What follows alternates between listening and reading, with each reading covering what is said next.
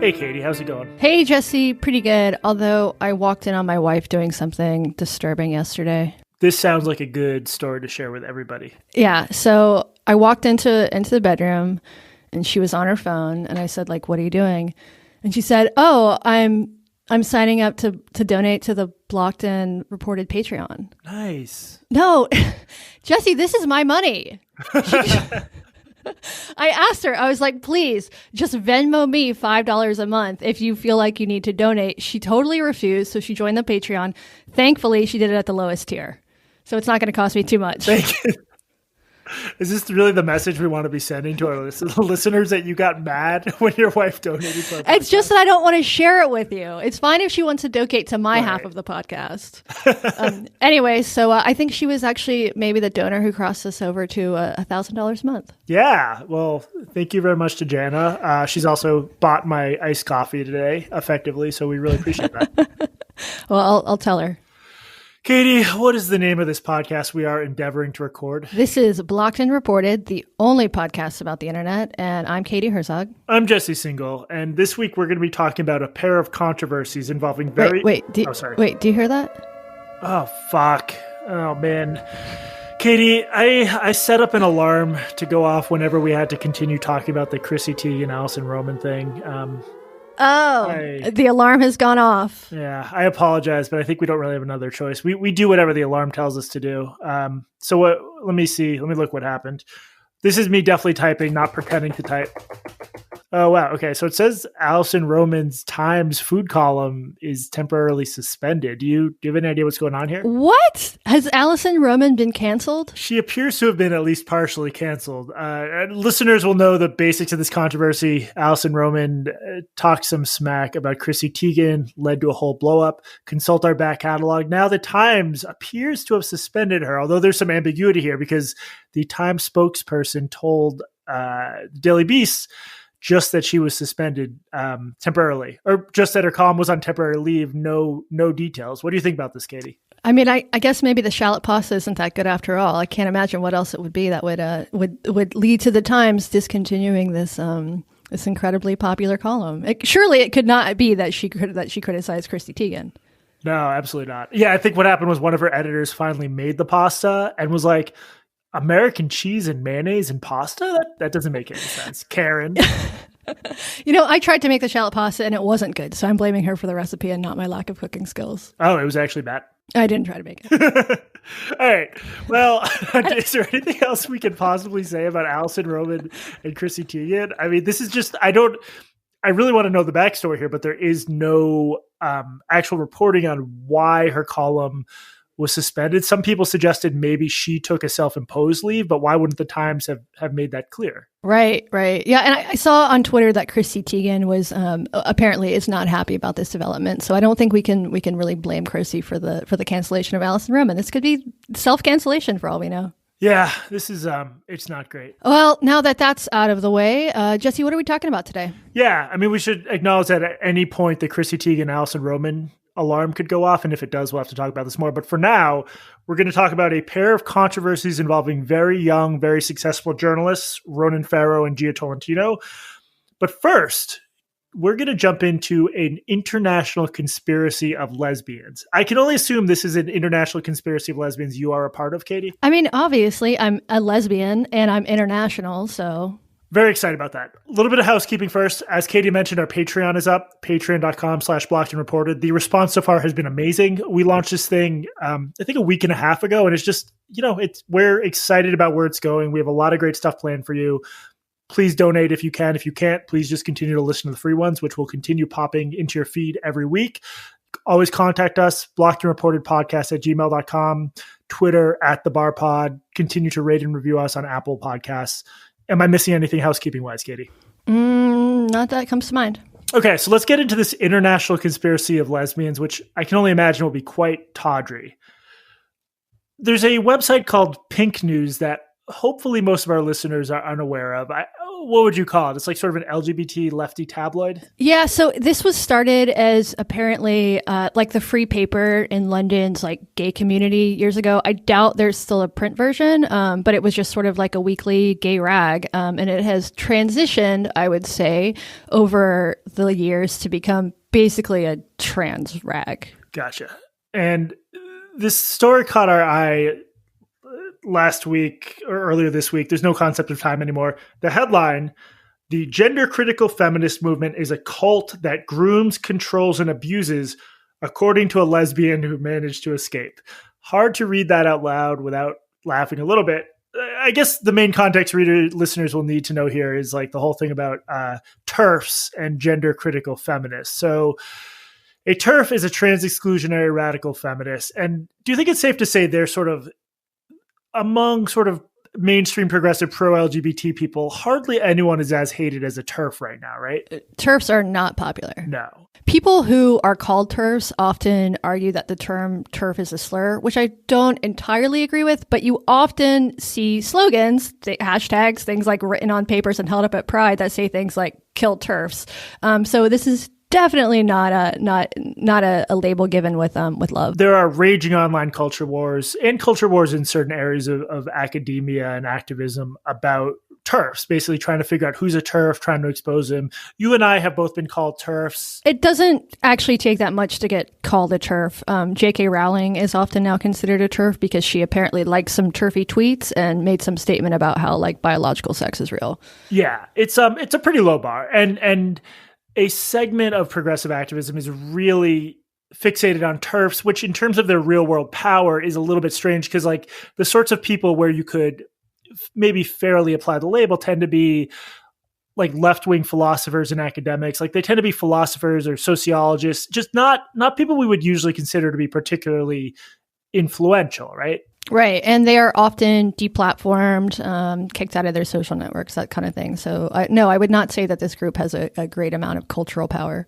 Right. So, okay. And then there's the gender critical movement is more or less philosophers who think gender is a construct, and they often believe that you can't really change your sex in the way some LGBT activists say you can. And they're often skeptical of things like self-ID or the idea that to legally change my sex, I can just go to, a judge or some official and say I am now a man or now a woman. And there's a very complicated controversy in the UK over what that process should look like. But gender critical feminists are the ones who are basically pushing back and saying it shouldn't be that easy. Is that correct in your understanding? Yeah, and what's happening in the UK is interesting because so there is this in 2018, sort of ironically, the Conservative Party proposed this Gender Recognition Act that would change the process from legally transitioning to basically self-ID. So if you said, I'm a woman, you're a woman, and then you would be permitted into like historically female-only spaces, prisons, locker rooms, things like that.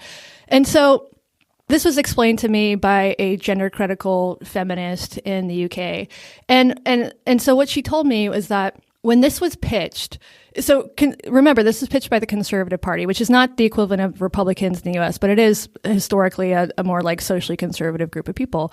And so this was pitched after the success of gay marriage, and gay marriage was wildly popular. And so they sort of thought it was going to be like a slam dunk way to gain some public support. And what happened was the exact opposite. So what they thought was going to be minor, normally, I guess, when they have these sort of acts that would change law, like there'll be a public comment period and you'll hear from just the people who are involved. So if there's, some act that's going to outlaw circumcision or something like that, you would hear from proponents of circumcision, maybe like the Jews. You'd hear from me for sure. Yeah, you would hear from the Jews. And especially Jesse Singal, huge fan of cutting the tips off of infant penises. And so what happened is instead of this being sort of a minor issue that they only heard from trans people, they heard from everybody. There were like something like 100,000 public comments over this issue, most of them negative. And so what happened is that this issue that it really went from being something that would like trans people and gender critical feminists were arguing over amongst themselves ended up becoming this giant national story, right? And it did sort of create this situation where you have strange bedfellows, because all of a sudden it wasn't just gender critical feminists who were pushing out back against self-ID and the Gender Recognition Act. It was also conservatives. It was, Catholics. It was fundamentalists. And these groups don't actually get along in most respects. And so there's tons and tons of infighting in this, within this sort of larger coalition, lots of fracturing over the past couple of months. There's been like, if you sort of follow these groups on Twitter, you can see this sort of infighting just like get hotter and hotter and hotter. And it seems like these groups are totally splintering apart. So it's been very fascinating to watch. And it also reminds me why I would never join a movement. Yeah, movements are terrible, except the blocked and reported army, which is what we're calling this. Well, the other interesting thing is like it's this matter of public policy and the way it's been covered, especially in American media. You look at the New York Times or BuzzFeed outlets, various outlets. There's actual debate about what the best policy should be. Like I'm in reading about the process trans people in the UK have to go through to transition. I'm sympathetic to the idea that it's too onerous. Like you don't want it to be impossible. And there's this history of trans people having to like live as their preferred or felt gender for years before they can transition. I don't think a lot of people are in favor of that. But there's this idea that unless you agree with the sort of most assertive version of the reform, which would really just make it self-ID, you're a transphobe, you're a TERF, you're gender critical. And it's made for just a really toxic discussion. I've been surprised at how poorly this has been covered in the mainstream media. And part of that has just been this sort of real fixation on TERFs to the point where you have like big article in Vox, multiple articles in the New York Times, just about TERFs, about this fairly small marginal group of left-wing academics and philosophers and activists. And the TERFs in general are not the reason trans people face oppression in the US. That is mostly Republicans and conservative lawmakers. And it's just the sort of social dynamics that have led this to be such a fixation are very interesting to me. Yeah, and the coverage in the UK press is entirely different. I have a very hard time imagining in 2020 that you would see a piece critical of sort of the more extreme versions of trans activism, whereas you do see this in the UK press. Major newspapers, even sometimes including The Guardian, have published op-ed or published opinion pieces critical of this act, and that's because it's there. They're more involved in the nuance. They see what's actually happening, but you just would never see that in the U.S. press. No, the U.S. has just sort of rolled over. The U.S. press has rolled over on this issue, and it's an interesting issue. And it's been frustrating to watch. So this has all been background for this very crazy story in PinkNews, which the story is about a woman named Amy Dias. She's a lesbian who said she was part of the gender critical movement and that she escaped and that it was like a cult. And I'll just I'll read a little bit from this article, which we'll also link to, so you guys can get a sense of its craziness. Amy, who is based in Seattle, doesn't believe those things anymore, about gender critical feminism being good. Looking back on her time in the gender critical feminist movement, she is unequivocal. It's a cult that groomed her when she was vulnerable and sleeping in her car, a cult that sought to control her, keeping tabs on her movements and dictating what she could and couldn't say, a cult that was emotionally and sexually abusive towards her. Now, Katie, you actually got in touch with some of the people involved in this story, and if my understanding is correct, you confirmed every detail, and there is an international conspiracy of sexually abusive lesbians? Absolutely. Yes. I'm applying for membership this week. Yeah. So this article, this interview in PinkNews that was, I believe, written by someone named Vic Parsons, it doesn't name the people Amy is accusing of being involved in this conspiracy. At one point, she says that someone promised her a wife. I was promised a wife. It's very funny. She accuses a lot of people in this movement, a movement that is dominated by lesbians, of being homophobic, and she doesn't name her her victimizers. But she has in the past called these people out specifically by name. And so the main person she's accusing here is Julie Bendel, who we've talked about in the podcast before. And Julie's a UK feminist.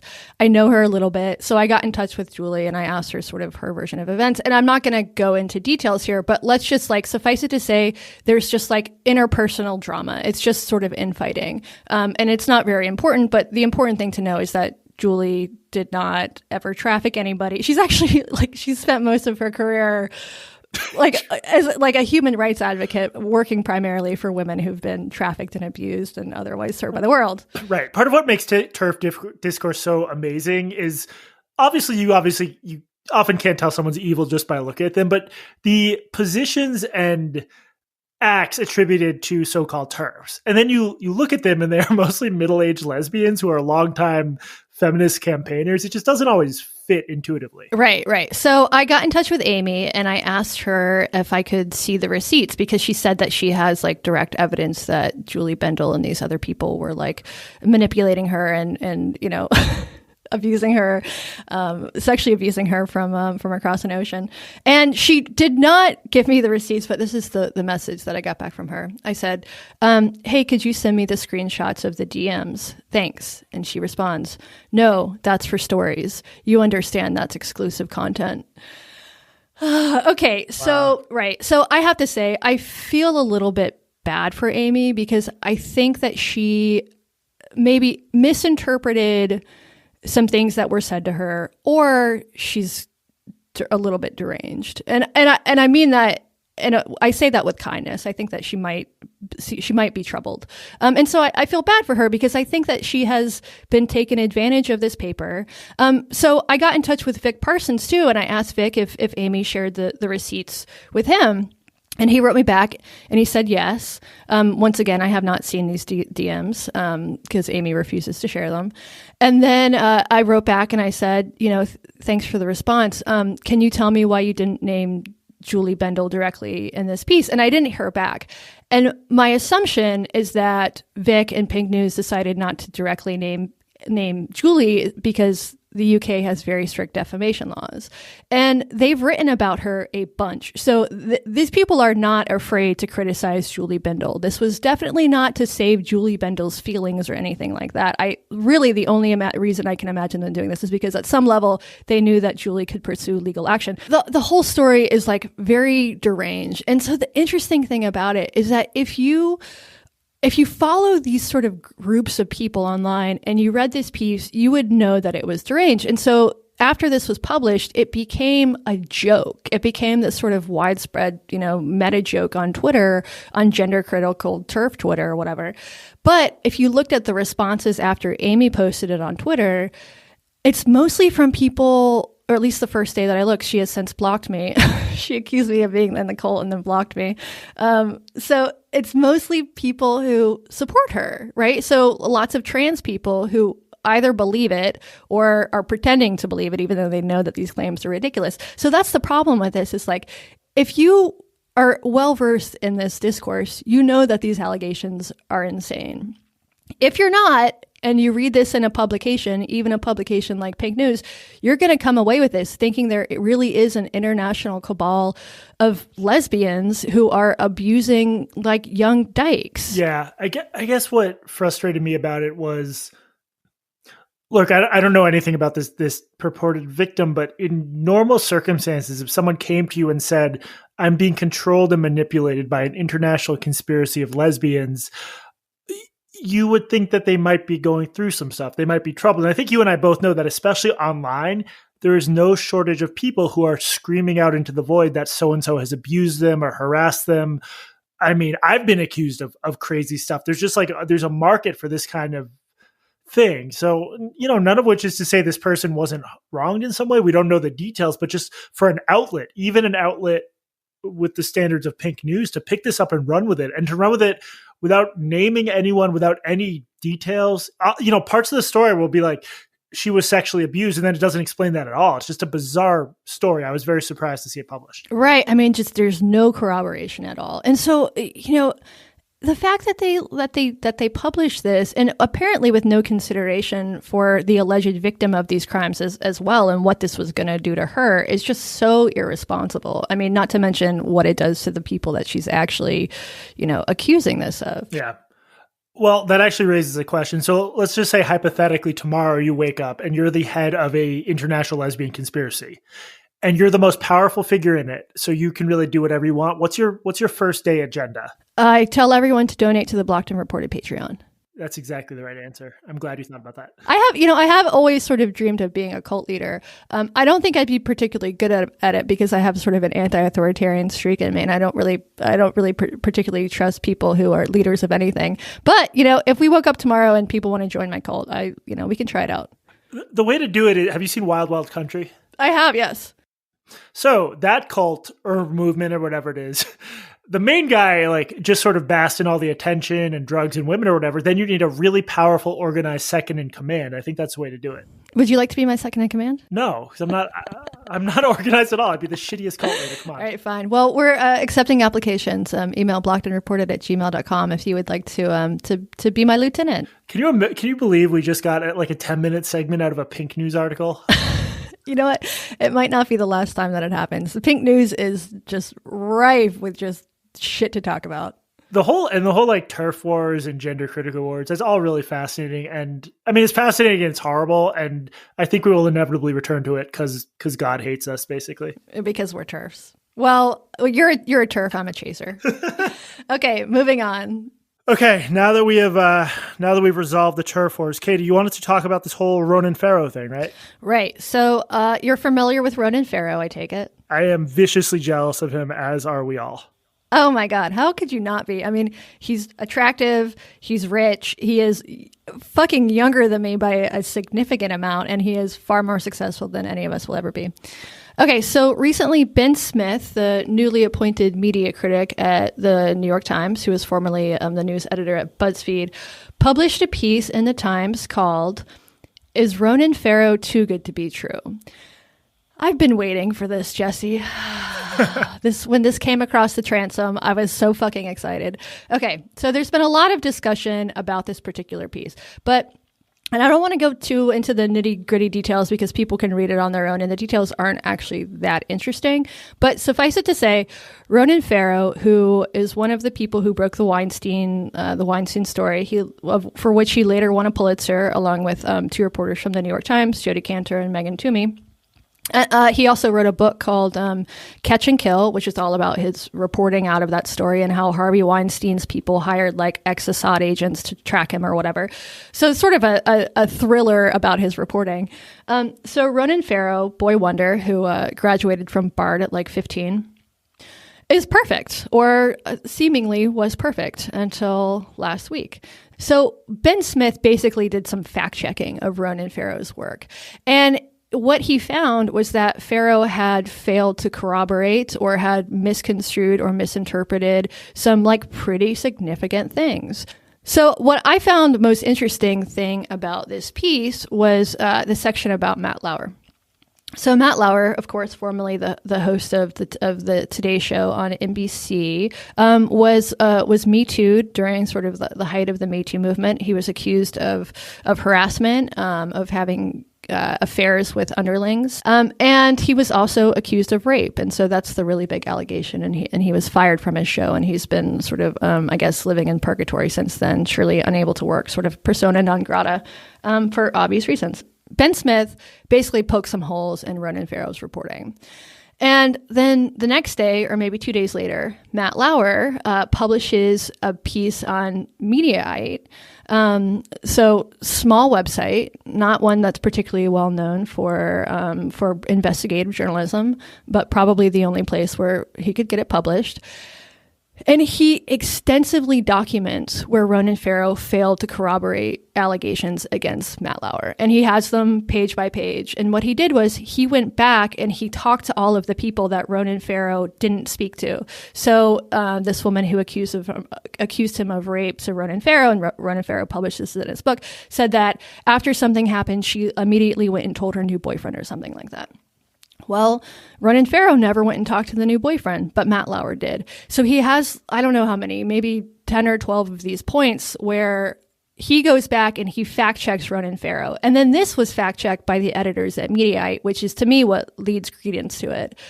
Because this isn't just Matt Lauer defending himself. This is a third party going back and saying, yeah, Ronan Farrow didn't check these sources.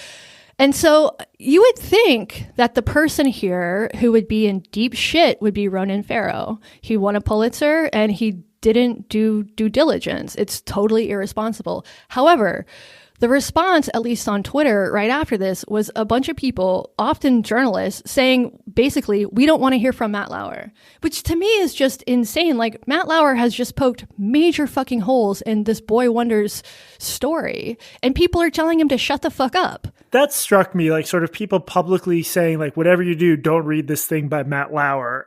I think the extent of Farrow's fuck-ups it's tricky to evaluate because, okay, so for example, to me, the one I found most compelling was the one about Lauer, because Ronan wrote something like, right, she went to her friend and told what happened, but you can't put that in the book if you haven't checked with the friend that actually occurred. And it turns out the friend didn't remember any conversation like that. And that's a pretty big deal because that's like a major part of the allegation. Now, there was a piece in Slate by Ashley Feinberg. She's much more sympathetic to Ronan Farrow over Ben Smith. She raises the point that, well, Farrow may have corroborated this with other people, but I mean, the storyline he put in his book wasn't fact-checked. And I guess the question is, how many things in the book were fact-checked? How rigorous was it? I could definitely, I'm finishing up a book now. I'm about to start my fact-checking. I think it's a difficult process and it's easy to fuck up. I guess the point here is, when it comes to sort of a big social movement with some moral thrust behind it, it seems like people are less rigorous than usual. And I do think a lot of journalists, and this is actually going to be a theme in our last segment too, but a lot of journalists are less than journalistic when it comes to these like big hot button moral issues. So one of the things Ben Smith does in his column is he calls this a sort of resistance journalism. So I'm gonna read a passage from his piece. His work, though, reveals a weakness of a kind of resistance journalism that has thrived in the age of Donald Trump. That if reporters swim ably along with the tides of social media and produce damaging reporting about public figures most disliked by the loudest voices, the old rules of fairness and open-mindedness can seem more like impediments than essential journalistic imperatives. And I think he gets that exactly right. And I don't know if it's resistance journalism. Someone else called it the problem is superstar journalism. But there's this idea that if you know that your target is bad, it doesn't matter if you take shortcuts. It doesn't matter if you're a little bit wrong, because the target deserves it. And we see this over and over and over in journalism today. And it's incredibly frustrating. And it makes me do things like defend people who've done terrible things like Matt Lauer, because the principle should be more important here than pegging the guy who everybody fucking hates. Yeah. Okay. So I think Ben Smith was trying to shoehorn a concept he wants to write about into a column where I'm not sure it fits entirely, because think of the stories you and I have talked about, or in our group DM, where there really is this kind of journalism where like, it's just hackish and it's just going after people without giving them a fair shake. These have been stories in places like Jezebel or like some of the coverage of Covington. I don't think Ronan Farrow quite fits that, just because he did deliver the goods on a lot of stuff. Like he really brought powerful people down. And I just think like his entire body of reporting, I was disturbed by these like instances where stuff wasn't fully fact-checked. But in terms of like that kind of hackish, tabloidish, ruin someone's life for the hell of it journalism, I guess I'm less convinced he fits there. Because like, do you think any of his targets... I think that if Matt Lauer didn't rape anybody, we should not think of him as a rapist. I just don't. I mean, I think... Oh yeah, no, I'm with you on that completely. Yeah, and so Matt Lauer might be a shitbag. I think it's totally possible that he was a terrible boss, that he abused his power in other ways. But, if he wasn't a rapist, then I think that the record should reflect that he wasn't a rapist. And there's other things about this story that continue to get repeated. Like after this came out and Matt Lauer made his response, when I looked on Twitter, there's all of these people referring to the quote unquote rape button under his desk. This idea that he had a button he could push that would lock his door. Right. So NBC itself debunked that. There was no rape button in his desk. It was very common in executive offices to have a button under the desk that would close the door so you don't have to walk across the room and shut the door. But it didn't lock from the inside. It was like a security thing, right? If there was a shooter or something. Yeah. So it also just like there's no evidence that he used this to abuse anybody. And so I don't think Farrow, to his credit, I don't think he printed that in the book, which is good. But that narrative still exists. So when I tweeted about this, there were people in my responses saying, but the rape button. Well, here's a fucking paragraph, from an article where NBC says, no, this didn't exist. And people just ignore it. They just double down. And so there was so much of that around this story, just like Matt Lauer is bad, Ronan Farrow is good. Therefore, we know we know who to trust on this story. Yeah. The other thing about Farrow, so So Farrow is not trained as a reporter, right? So he started on television. He started as basically a talking head. And then he left NBC. He says his show on MSNBC was canceled. And then he was working at NBC. And he says that he left because NBC tried to quash his story on Weinstein. Smith brings up some maybe conflicting information there as well.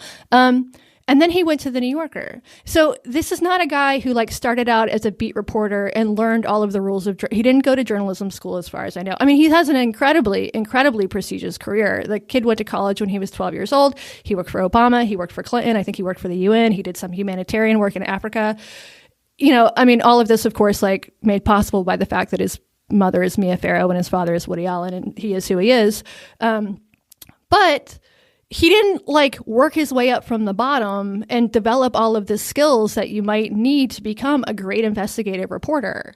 And I think that's a problem. Right. Although I will say, like, a lot of people who have much longer resumes, including like Cy Hirsch or Jason Leopold at BuzzFeed News, you know, there's a lot of questions about their work too. I think like investigative reporting at the highest levels is just really fucking difficult to pull off. For sure. And a lot of people criticized Ben Smith because as editor of BuzzFeed, he published the Steele dossier, which ended up, you know, there's no evidence that Donald Trump was into piss parties or whatever, and published a lot of conspiracy theories about Russian interference in the election that didn't end up panning out. And I think that criticism is totally valid. I also hope that Ben Smith maybe learned a little bit from it. And Farrow's response to this has basically just been to deny it. I would recommend that people read the Eric Wimple column about this in the Washington Post, which we can link to in the show notes. The whole thing is concerning. But what's more concerning to me is just how many people just refuse to look at the evidence and think like, Ronan Farrow is a hero. We believe Ronan Farrow. Yeah. So the other fun fact about Ronan Farrow. So I heard this. I heard this from a source close to Woody Allen, like a year ago, and I never said anything about it publicly because I couldn't corroborate it or whatever. But this was published in Woody Allen's recent memoir, so now I feel fine to repeat it. So Ronan Farrow was in a wheelchair for a while, and the public story, the story that he and his family put forth, was that he caught like a virus or something while he was doing humanitarian work in Africa. Well, according to Woody Allen, he actually had leg lengthening surgery. And you can see pictures of him from when he was like pre-wheelchair and post-wheelchair, and he did gain like 5 inches. Whoa. You know, maybe he had a late puberty in his wheelchair, but but Woody Allen says that he had leg lengthening surgery because his mother, Mia Farrow, thinks that you can't be a short politician. Wait, so you heard that independently and then Woody Allen put it in its book? Yeah. Wow. So I've been skeptical of Ronan Farrow for a long time, and most of that is because of his own response to the controversy over his alleged father, Woody Allen. And if you've seen pictures of him, you'll know why I say that's his alleged father. And so Woody Allen, as probably everybody knows, was accused of molesting his daughter Dylan when she was 4 years old, right? And so Allen has always denied this. He was investigated and cleared by 2 investigations, and he's never been accused of anything remotely like that, other than the fact that he did marry his girlfriend's adopted daughter, which, shady as shit, and it complicates the narrative for sure. But he's never been accused of any sort of wrongdoing from the many, many women that he's worked with over his life. He also has a son named Moses who totally refutes the allegations that Dylan and Ronan made against their father, and basically has said that Mia Farrow was abusive. And so Ronan, he hates his dad, and he probably has good reasons to hate his dad or alleged dad. And when his father published a memoir, he complained about it. And Hachette, his publisher, there was a big protest, and they cut his contract. They killed the book. And so to me, it's like all of the evidence, the bulk of the evidence shows that Woody Allen is not guilty of this crime, right? Like other witness statements, actual investigations, the fact that there's no history of this. And he has become this total pariah where most of the people in his life have written him off, and I'm not a Woody Allen fan by any stretch of the imagination. I don't like his films.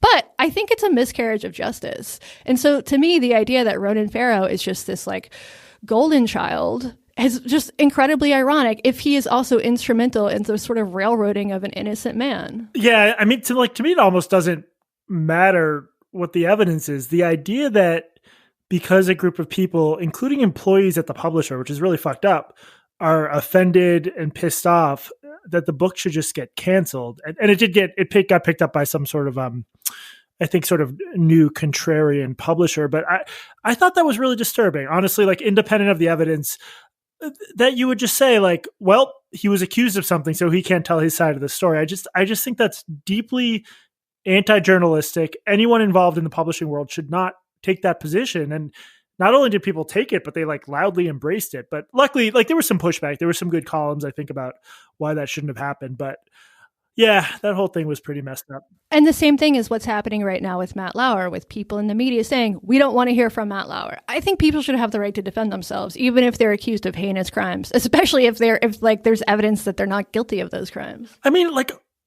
a lot of the people saying this stuff are hacks. And I'm sure if you look back and saw how they covered the Rolling Stone case or how they covered Duke Covington or other examples. Yeah, exactly. So it just sucks that you don't really there's like very little professional incentive to approach this stuff carefully. You get a lot more points for being a moral crusader. And I think that's more and more the case as the industry contracts and there's like less and less, bread to go around. Yeah, absolutely. I mean, I think that it's good for very few people's careers to do things like defend Woody Allen or Matt Lauer.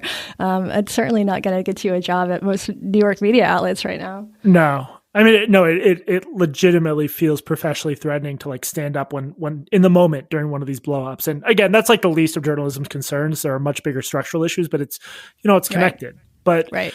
Should we move on to another extremely successful young journalist everyone is jealous of? Yeah, who also might have bad parents.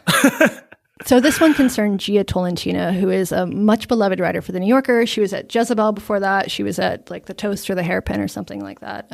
Also, like Ronan Farrow, is younger and more attractive and more successful than me. So I am, full disclosure, very jealous of both of them. Speak for yourself. Yeah. So Jia also had a book out last year, a book of essays that was sort of part memoir, part essays, called Trick Mirror. And the New York City Council passed a law that you have to read this book. So I'm in violation of the law that I haven't. Yeah, me too. Although I did find a free copy online yesterday, so I might do it now. So Jia Tolentino, very, very well beloved in New York media. She comes across as very charming. She doesn't come across online, at least, as a mean girl. She just comes across as like somebody you would want to be friends with. And I think a lot of people do want to be friends with her, as we learned this week. So I have to admit, I have a little part in this controversy and one that I'm not totally proud of. But about a week ago, I was looking at Jia Tolentino's Wikipedia page, and there's a section on it about her background that basically says that her parents were accused of alien smuggling. And I took a screenshot of that and I posted it on Twitter. And I said something like, I think it's weird that Jia Tolentino has ever written about this. And I do think it's weird. Like, it is the most interesting part of her biography. I mean, her parents were accused of basically human trafficking. And like, there was a trial. And they ended up pleading guilty to lesser charges, but we'll get into the details shortly. So why did I post this? Well, a couple reasons. One is that I genuinely find it curious that she's never written about this when she has milked many, many facets of her life for content. If I were the child of like human traffickers, I would write about it. It's fascinating. And so that was one reason. And then I think the more interesting question here isn't why didn't she write about this, but why doesn't this ever come up in interviews, right? So this is on her Wikipedia page, so this is not a secret. It links to news articles about what happened.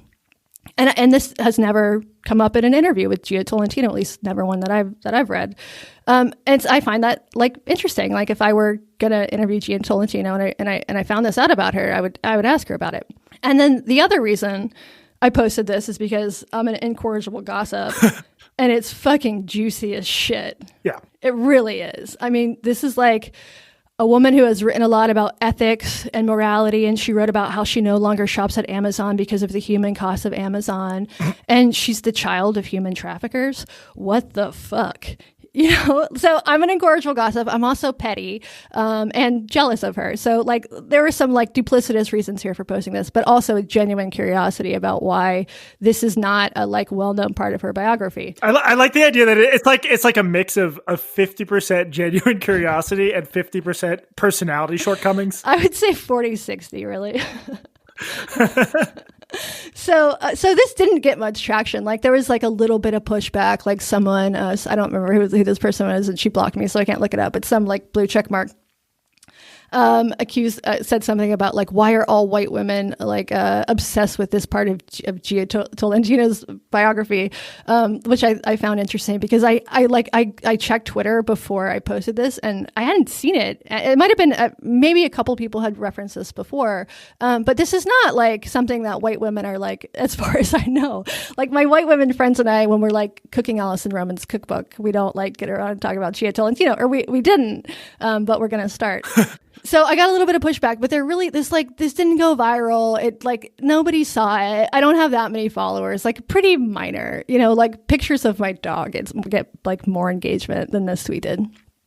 And then this week, so Jia Tolentino posted a blog on her website addressing not my tweet, but addressing this sort of, you know, the story that her parents were human traffickers. And so she begins it by saying that she was like Googling herself with her family because she wanted to show her family something from like an old article that she'd written. And she came across this, people talking about this in the Red Scare subreddit. So Red Scare is a lefty sort of dirtbag left podcast. And apparently this is where this news emerged from, was their subreddit. And I don't know if they have ever directly addressed it or talked about it on their podcast.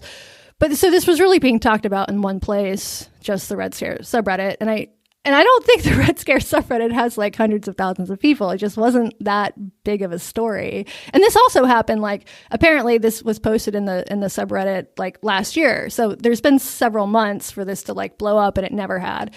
But so she needed to, for some reason, she felt like she needed to address it.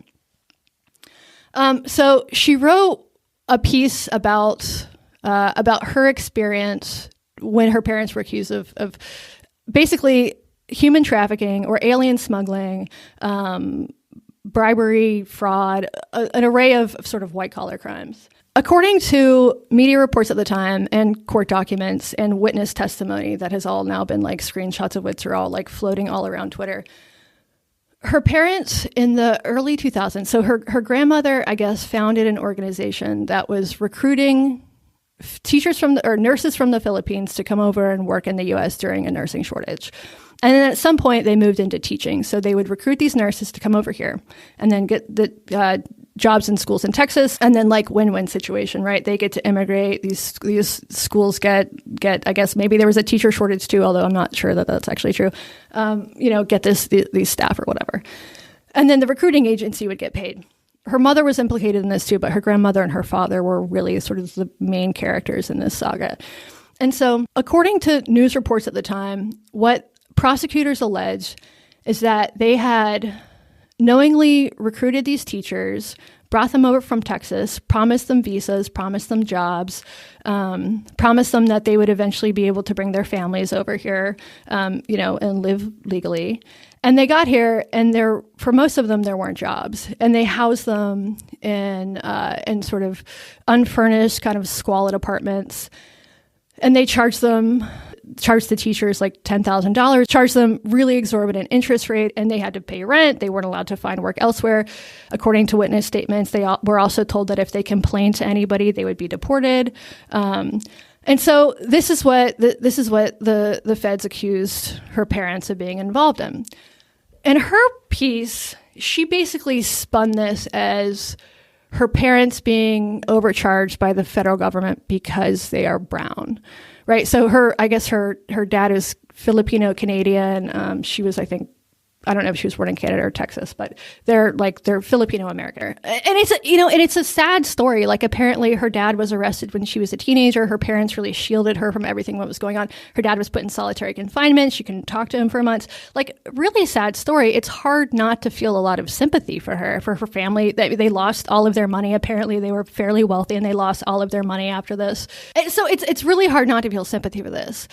But at the same time, this piece that she writes, and she says this is like, this is because of like the Red Scare subreddit and like salacious internet gossip. And she has to sort of go into this, and it's going to hurt her family and she doesn't want to do this. And the reason she hasn't written about this before is because she wants to protect her family, which does sort of answer my question, like, why haven't you written this before? But what she doesn't do is at all acknowledge the complexities of what her parents are alleged to have done. So there are dozens of witnesses, these people that they brought over from the Philippines who said they were exploited, who said that her parents were essentially loan sharks, right? So, and some of this stuff is legal, and maybe it shouldn't be legal, but some of this stuff is legal. And apparently this is a really common sort of predatory scheme where you charge these immigrants exorbitant amounts of money with exorbitant interest rates, and they become sort of indentured to you in these ways. But she totally flattens it and makes it about herself, which is fine, it's her piece, but she doesn't, like, there's this rhetoric that you hear all the time in sort of lefty media. You have to center the victim. You have to center the victim. The alleged victims of her parents make no appearance in this. No appearance, right? And so she publishes this, and the response is like, there's this flood of like elite blue check marks on Twitter. And I'm a blue check mark. I like sort of hate using that term because it's so fucking stupid, but I think it does illustrate who these people are. No, we're terrible. I am too. And we're terrible people. We are absolutely terrible people. They should only kick blue check marks off of Twitter. And so there's just this flood of sympathy for her and people saying like solidarity. I'm so sorry you had to write this, with absolutely the same people who under different circumstances, if anybody else who had written this would be fucking appalled that she wrote thousands of words and didn't mention the poor brown victims of this scheme. The victims of her story were her and her parents. And I'm totally willing to believe that they were overcharged. She wrote in the piece that her parents were facing hundreds of years in jail. So ultimately what happened with the trial is there was this long trial, and then with 200 witnesses, and right before the end of the trial, or right before they were, I guess, supposed to deliberate, the judge declared a mistrial because, according to news reports that I saw, a couple of the jurors, it turned out, were like reading newspaper articles about this. And then so they ended up pleading to lesser charges and getting 3 months of probation. 3 other people working with the school district who were essentially alleged of taking bribes, like they were getting these free trips to the Philippines with the understanding that they would, hire these teachers, and then when the teachers come here, they didn't have jobs for the teachers. Maybe it's the school district's fault that there were no jobs for the teachers. I'm totally willing to believe that it was overcharging, that there was racism involved, that her parents were victims in some way. But she had the opportunity to actually report this out. Maybe she doesn't want to report it out. That's totally fine. But what I took away from her piece was just a lot of sort of, self-aggrandizing, and this just absolutely no consideration for anyone but her and her family. Yeah. Well, it's also, this is another story similar to the Ben Smith, Ronan Farrow dust up, where there's the story itself, and then there's the very interesting experience of just watching professional media figures respond to it. And in this case, as you say, it's a wave of support, which I think in many ways is understandable, especially from people who know her personally or professionally. I think it's human nature to want to support someone who's close to you, who's in your circles, but it's mixed with sort of a lack of any real skepticism. And I think what frustrates me about that is many of the people offering her unbridled support are people who in other situations, when the person at the center of a controversy is quote unquote bad, they're very quick to pile onto them and they don't really care about contrary evidence. And, even otherwise smart people got caught up in this. One of the responses that jumped out at me was from I'm not going to name her, but she's an immigration reporter. I think is a pro. She's really good at what she does. And her response to Jia was, wow, you did an amazing job with that. It was I couldn't have done a better job laying out an immigration story than the way you did. And then another reporter, to his credit, responded to that, well, don't you think if you're actually going to report on a story like this, you would want to hear from the victims, which is like exactly right. And that's the point you made. So right. And I think you're right. I mean, there's nothing wrong with defending your friends. Not all of these people are her friends, though, because I saw like Emily Bazelon said, like, I've long admired your work, and now I admire it even more now than ever. Like, I don't think they're close personal friends. And she writes about law enforcement, so like she should be aware of overcharging, but she should also be somewhat sympathetic to victims. Right, absolutely. And I mean, it seems totally plausible that both things can be true. That they were overcharged, and they were also engaged in a scheme that was inherently exploitation. And both things could be true, but Jia just doesn't at all address that. And also, like, okay, so after this, so there's this wave of like support from blue check marks. And then people are pissed off, right? And which was my response too. I sort of felt bad about this, like I was a little bit involved in this, and now she has to write this thing like excavating her pain. I felt a little bit bad for her. And then I saw this wave of support from all these people, just totally credulous, just like solidarity, sister, go girl boss, And so people see that, and they're just fucking pissed because what it shows is that there is, and these are often people who sort of pose themselves as leftist, as people who are talking about like unionizing their own workplaces and unionize BuzzFeed or Vox Media or whatever. And at the same time, totally credulous when it comes to the account of their friend. And so there's this wave of anger. And so it becomes a much bigger story because of all of these people sort of support her, which I completely understand, because when you look at it, it's just like check mark after check mark after check mark being like, yeah, sister, I love you. And so the tide turns now, right? And yet, if you look at, so I started to feel like even like a little bit more sorry for Jia, even though I think this work was like totally just like flat and one-sided and not a reflection of like a deep thinker or a great journalist. And I should say, I also do think she's a great writer, and I'm jealous of her because she is very good, not just because of her success. I genuinely think she's very good at what she does, But I started to feel a little bit bad for her, because now there's this pile-on. But then I looked at the numbers today, and this like pile-on is still, there's like 600 responses, and like she's got like 15,000 likes on this post, right? So I don't think this is going to have any like major consequences for her professionally, unlike Alison Roman. I don't think the New Yorker is going to do anything. Nobody has, there's no think pieces about this. If you had written this piece, or if I had written this piece, well, actually, if you and I had written, they'd probably just ignore it. But if like, let's say like Barry Weiss had done something like this, how many think pieces do you think would have been published by now, just excoriating Barry for defending herself and her family and not centering the victims? Right. And well, and that has not happened with Jia. No. And I think that's like the one authentic response I saw from a lot of people who aren't journalists. Like, and this was people on the left, the sort of anti-identitarian left, and some people on the right who are both saying like, you swap out some of the names here. You have someone with like an indictment that looks that damning, and they, it's exactly as you said. If this was Barry Weiss or someone who wasn't a darling of New York media, they would be absolutely pilloried about it forever. And I think consumers of journalism have accurately identified a certain disingenuousness. This is not Jia's fault. Jia should not be held responsible for stuff her parents did, full stop. Absolutely not. And nobody has said that. Like that, I mean, that's one thing that like I haven't seen.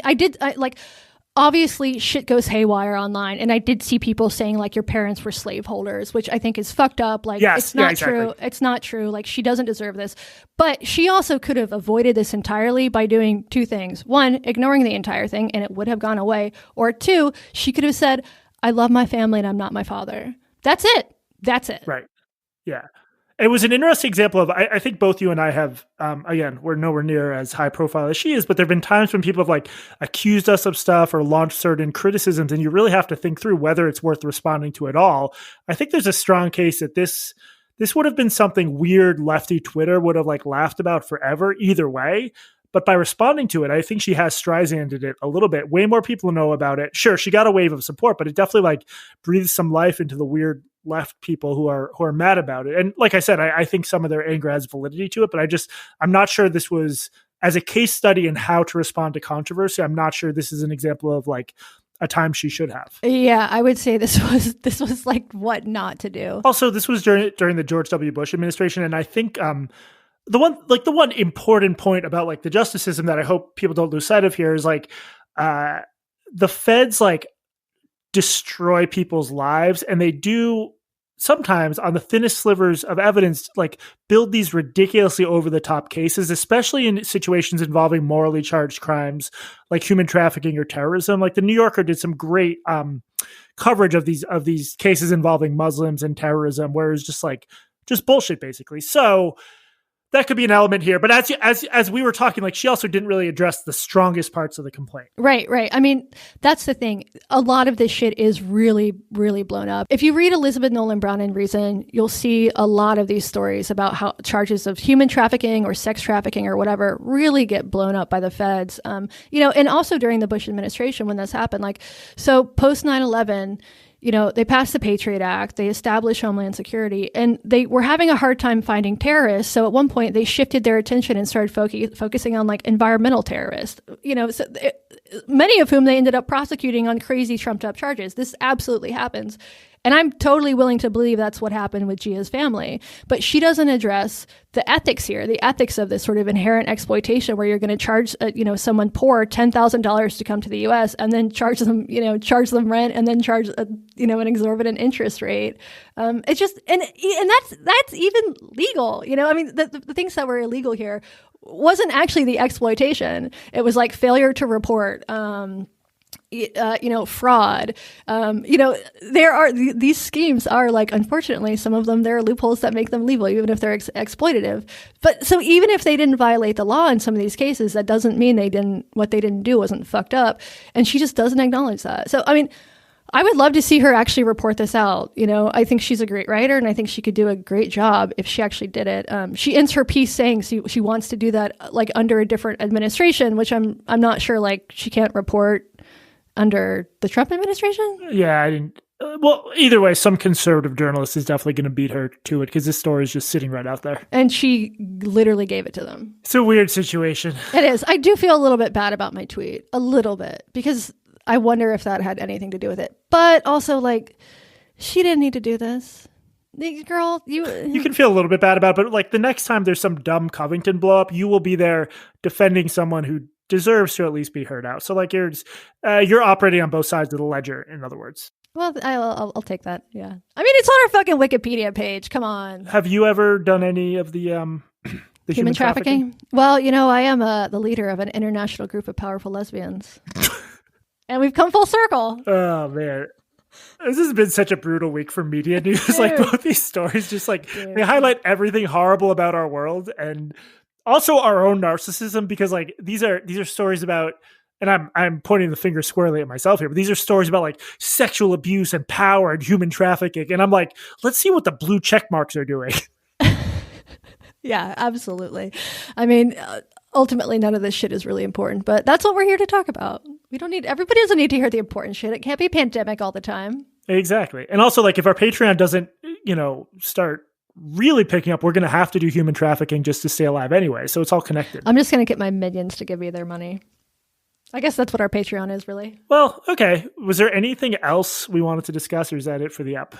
I feel emotionally exhausted from this episode. Me too. There's just so much. It's just so much it's so much punching up. It's just exhausting. The good news is we're about to record a very, very silly and stupid patrons only episode. So that'll recharge us a little bit. Join at patreon.com/BlacktonReported. Is that what it is? Yep. That is the name of our podcast, Katie. Thank you for noticing. Okay. I think we're done. We're done.